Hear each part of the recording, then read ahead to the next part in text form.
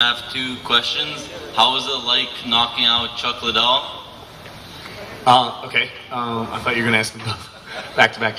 That was it was bittersweet. Chuck was a friend of mine, and to back that up, I'd gotten a phone call from Dana about Tito getting hurt on the show, and I had to fill in for Tito. So before I even flew out to Vegas to finish that final week of The Ultimate Fighter as a coach, I asked Dana on the phone. I said, does Chuck know that you're calling me to ask me to fill in for Tito?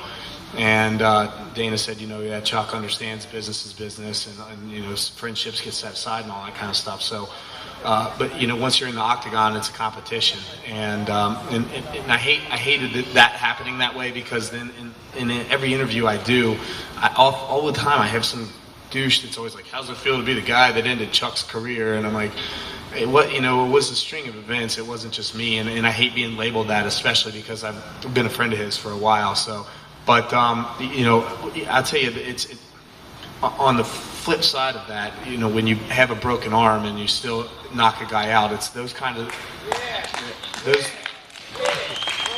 It's crazy because fans love that kind of stuff, and I never got into this business to develop the reputation of being the tough guy.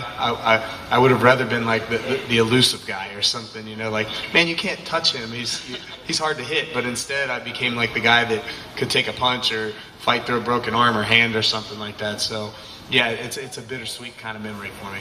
And how was it like fighting Anderson Silva? Both times, I guess. I'll tell you what, the first time it was kind of overwhelming. We made a lot of mental mistakes in the camp. For whatever reason, we overlooked the clinch work the first time. I think primarily because I'm a lot physically bigger than him, and just figured that I was that much stronger than him and it wouldn't be a problem.